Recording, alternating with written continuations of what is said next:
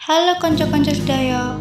Kula lan kelompok kula badhe ngenalaken lan nerangaken sithik babagan tembang macapat. Utamane salah satunggaling jenise yaiku durma. Pangertosan tembung macapat. Tembung macapat inggih punika karya sastra Jawa, awujud tembang tradisional ingkang agungan aturan tertentu. Nah, macapat dipunginakaken kangge nyariosaken piwulang, cariyos, lan tuntunan gesang. Nah, macapat boten saged dipunserat kanthi bebas amargi kaget dengan aturan.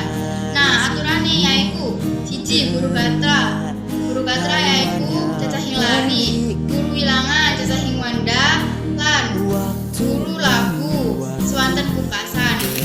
Macapat gadah fungsi kangge maringi piwulang gesang sarana pendidikan minangka seni budaya gambaraken lampahing gesang manungsa.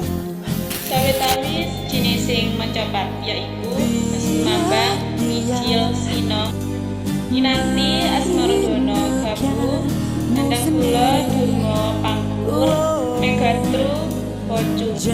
Pangertos durma.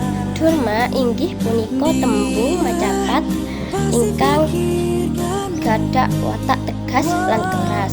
Biasanipun dipunginakake kangge maringi piwulang ingkang tegas lan pepeling. Aturan durma. Guru gatra 7 lare. Guru wilangan 12,7, 6,7, 8,5, 7. Guru lagu A, I, A, I. Ciri-ciri durma basanipun teges, ngemu, piwulang lan pepeling, nada kuat lan semangat. Dipuningaken ing kakanan serius. Makna durma yaiku durma ngemot piwulang sepados manungsa kedah teges boten geset wani bela kebenaran tanggung jawab.